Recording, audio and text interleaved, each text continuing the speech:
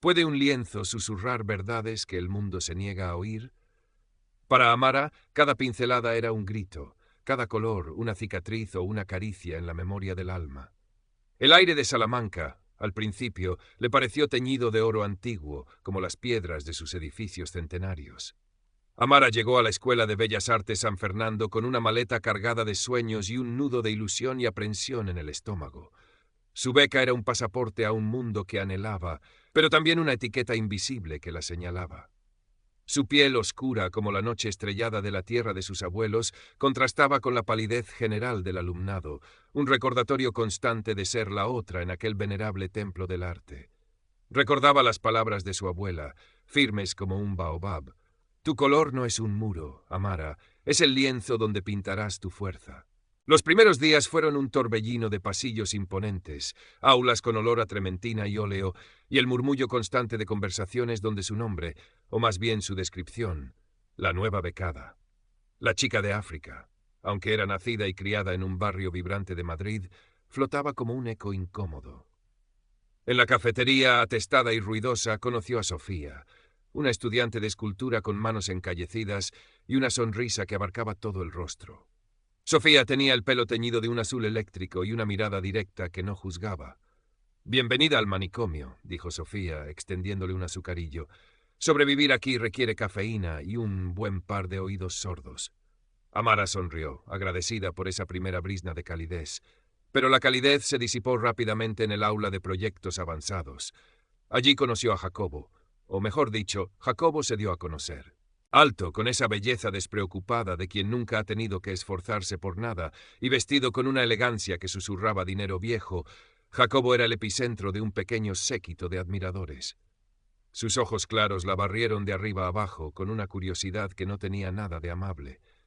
«Vaya, vaya», murmuró, lo suficientemente alto para que Amara lo oyera.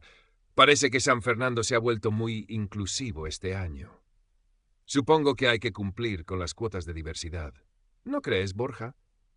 Su amigo Borja, una sombra pálida de Jacobo, soltó una risita servil. Amara sintió la sangre subirle al rostro, pero apretó los labios y fijó la vista en el profesor, que acababa de entrar. La clase comenzó, pero la sensación de ser una pieza exótica en un museo ajeno ya se había instalado en su pecho. El profesor Méndez, una eminencia en historia del arte, con una barba grisácea que le confería un aire de sabio distraído, era un hombre de pocas palabras y mirada penetrante. Sus clases eran un oasis de conocimiento, pero Amara no podía evitar sentir que incluso él la observaba con una cautela particular, como si esperara algo o nada en absoluto. El anuncio del concurso anual, Nuevos Talentos, sacudió los cimientos de la escuela. El premio, una exposición individual en la prestigiosa Galería de Libes y una beca para una residencia artística en Berlín. Para Amara representaba la oportunidad de su vida, una forma de validar su presencia allí, de demostrar que su arte hablaba un lenguaje universal. Para Jacobo parecía ser una formalidad, un galardón más que añadir a la vitrina de su linaje. «Este año me toca a mí», anunció Jacobo en la cafetería con una sonrisa de suficiencia. «Mi padre ya ha hablado con el director de la Delibes. Digamos que tienen buen ojo para el verdadero talento». Amara, sentada en una mesa cercana con Sofía, sintió una punzada de rabia impotente. ¿Era así de sencillo? Contactos y apellidos por encima del esfuerzo y la visión. «No le hagas caso», le susurró Sofía. «Tú tienes algo que él nunca podrá comprar. Autenticidad. Preséntate, Amara. Demuéstrales quién eres». Las palabras de Sofía resonaron en ella. Esa noche, en su pequeño apartamento alquilado en el barrio Garrido, un barrio obrero que contrastaba con el esplendor del centro monumental donde se ubicaba la escuela, Amara desplegó sus lienzos. El olor familiar de la pintura al óleo la reconfortó. Comenzó a bocetar, no con la intención de ganar, sino con la necesidad urgente de contar su historia, de plasmar en el lienzo las miradas, los silencios, las pequeñas cuchilladas diarias del prejuicio. Quería que su obra fuera un espejo y una ventana. Jacobo, mientras tanto, no tardó en hacerle sentir su desagrado. En las clases de crítica, sus comentarios sobre los bocetos de Amara eran siempre condescendientes, envueltos en una falsa erudición. «Interesante tu enfoque, Amara, muy étnico.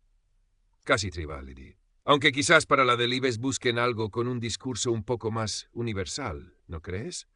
Menos visceral». La palabra étnico era como una aguja. Amara aprendió a devolverle la mirada, a defender sus conceptos con una voz que, aunque a veces temblaba ligeramente, se negaba a ser silenciada. Mi universalidad, Jacobo, reside precisamente en la honestidad de mi experiencia particular, replicó una vez, sorprendiéndose a sí misma por su firmeza. Jacobo arqueó una ceja, una sonrisa burlona jugando en sus labios. La consideraba una simple mosca en su sopa de privilegios. El profesor Méndez observaba estos intercambios en silencio, sus ojos grises indescifrables. Una tarde se acercó a Amara mientras ella trabajaba en un autorretrato a gran escala, un rostro fragmentado con colores vibrantes que luchaban contra sombras opresivas. «Su trabajo tiene fuerza, señorita Diallo», dijo después de un largo escrutinio. «Pero la fuerza a veces asusta a quienes prefieren la comodidad de lo predecible. Tenga cuidado. Este es un mundo pequeño y a menudo cruel». Era una advertencia o un cumplido velado. Amara no supo interpretarlo. Solo sabía que debía seguir pintando, seguir excavando en su interior. La presión aumentó. Jacobo y su círculo comenzaron a ignorarla ostentosamente, a organizar reuniones creativas en los cafés más selectos a las que, por supuesto, ella no era invitada. Los rumores sutiles sobre la dudosa procedencia de su beca o su falta de preparación técnica llegaron a sus oídos a través de Sofía, quien se convertía día a día en su escudo y su confidente. «Son unos cretinos inseguros», bufaba Sofía mientras compartían un bocadillo de tortilla en un banco del parque de la Alamedilla. «Les da miedo tu talento porque es real. El de ellos es heredado, como los muebles viejos». Amara se sumergió en su proyecto para el concurso, una serie de 3 lienzos titulados Piel y Muro. El primero, Susurros en la piedra dorada, representaba siluetas oscuras moviéndose contra los fondos monumentales de Salamanca, observadas por ojos invisibles incrustados en las fachadas. El segundo, El reflejo fragmentado, era el autorretrato que había visto el profesor Méndez, una exploración de la identidad fracturada por el prejuicio.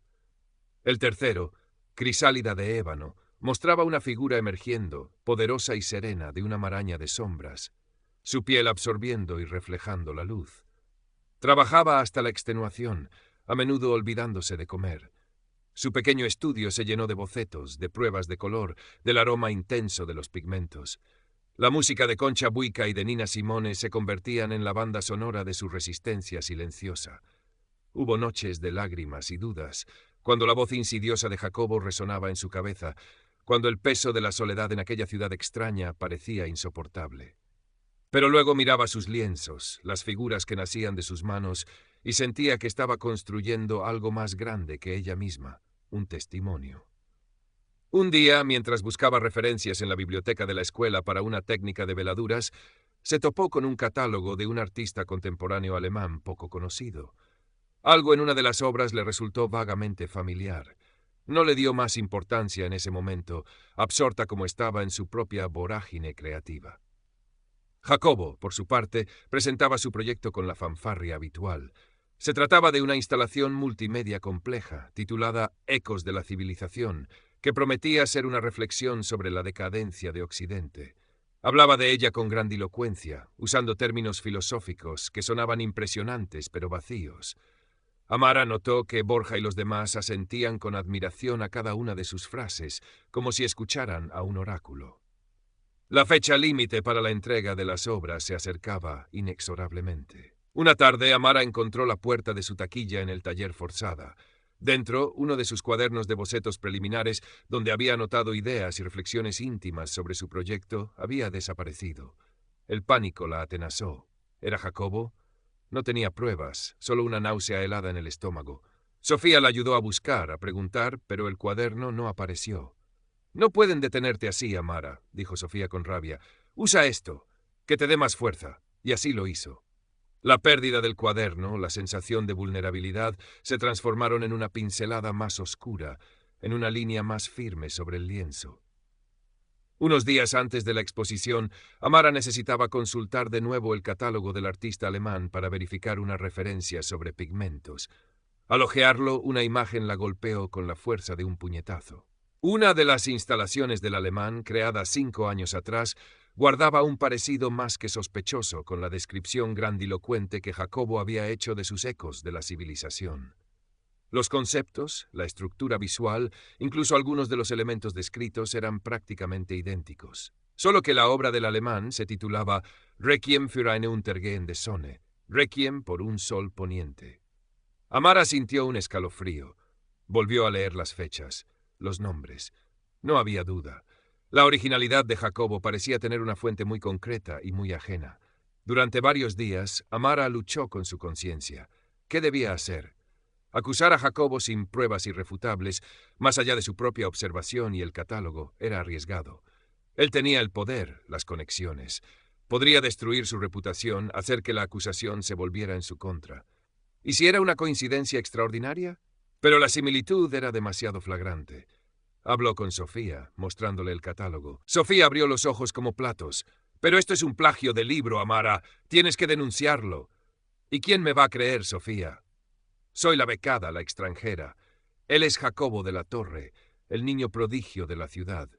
La verdad tiene que salir a la luz», insistió Sofía. «Si no lo haces por ti, hazlo por el arte, por todos los que sí se esfuerzan de verdad». La noche antes de la inauguración de la exposición de los finalistas, Amara apenas durmió. El rostro de Jacobo, con su sonrisa arrogante, se superponía a las imágenes del catálogo. Recordó las palabras del profesor Méndez: «La fuerza a veces asusta». Quizás era hora de usar su propia fuerza de una manera diferente. La mañana de la inauguración, el gran salón de exposiciones de la Escuela de Bellas Artes bullía de actividad. Estudiantes, profesores, críticos locales y algunas figuras importantes del panorama cultural de Salamanca se congregaban para ver las obras de los jóvenes talentos. Las 3 piezas de Amara, Piel y Muro estaban ubicadas en un lugar destacado. Irradiaban una potencia silenciosa, una belleza cruda y honesta que atraía las miradas. Los murmullos a su alrededor eran una mezcla de sorpresa, admiración y en algunos una evidente incomodidad. La instalación de Jacobo, Ecos de la Civilización, ocupaba el centro de la sala. Era sin duda espectacular en su montaje, proyecciones, sonidos envolventes, estructuras metálicas que se entrelazaban. Jacobo, impecable con un traje de diseño, recibía felicitaciones y sonreía con modestia ensayada. Amara lo observó desde la distancia, el catálogo del artista alemán guardado en su bolso como un peso muerto. El profesor Méndez se acercó a la obra de Amara. Estuvo un largo rato contemplando cada lienzo, sus cejas pobladas fruncidas en concentración. Finalmente se volvió hacia ella. «Señorita Diallo», dijo, y por primera vez Amara detectó un atisbo de calidez genuina en su voz. Su obra no susurra, grita, y es un grito necesario. Justo antes de que el director de la escuela comenzara los discursos previos al anuncio del ganador, Amara tomó una decisión. Se acercó al profesor Méndez, que conversaba animadamente con una conocida crítica de arte. «Profesor, disculpe la interrupción. Necesitaría su opinión sobre algo, si es tan amable. Es urgente y delicado». Méndez la miró, sorprendido por su tono. La crítica también mostró curiosidad. Amara, con manos temblorosas pero voz firme, sacó el catálogo de su bolso y lo abrió por la página de la obra del artista alemán. «Me gustaría que observara esto, profesor, y luego, si es posible, que echáramos un vistazo de nuevo a la instalación del señor de la Torre». El profesor Méndez tomó el catálogo. Sus ojos se deslizaron por las imágenes, luego se clavaron en Amara, después en la instalación de Jacobo a lo lejos. Una expresión indescifrable cruzó su rostro. La crítica de arte, olfateando una posible historia, se inclinó también para ver. El silencio se hizo denso a su alrededor. Méndez cerró el catálogo lentamente, miró a la crítica, luego a Amara. «Acompáñenme», dijo simplemente. El pequeño grupo se dirigió hacia la obra de Jacobo. Este, al verlos acercarse con el profesor a la cabeza y con semblantes tan serios, palideció ligeramente. El profesor Méndez, sin decir palabra, abrió el catálogo frente a Jacobo y señaló la obra del artista alemán. Luego, con un gesto, abarcó la instalación Ecos de la Civilización. «Jacobo», la voz de Méndez era suave pero cortante como el acero, «¿podrías explicarnos esto?» La sangre abandonó el rostro de Jacobo. Tartamudeó algo ininteligible, sus ojos yendo del catálogo a su obra, luego al rostro severo del profesor y a la mirada acusadora de la crítica.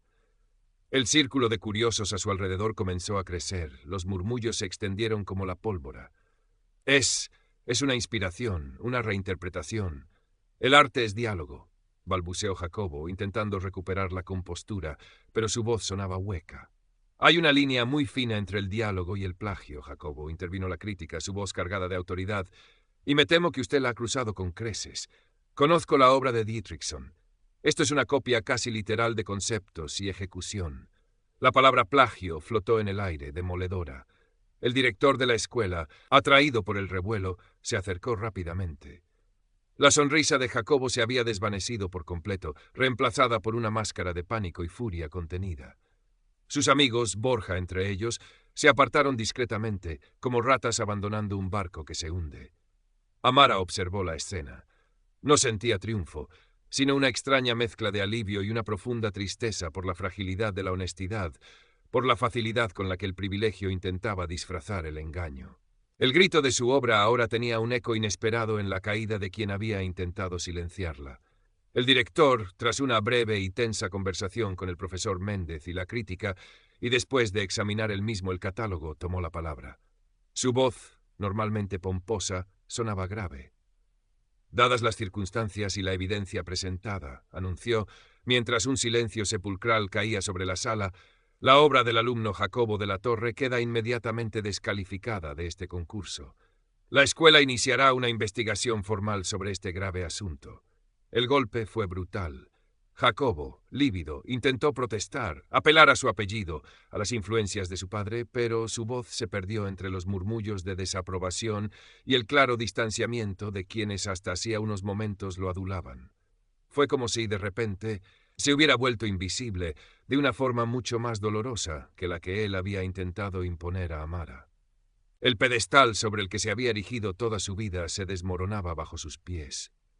La ceremonia continuó, aunque la atmósfera era tensa y el escándalo acaparaba todas las conversaciones.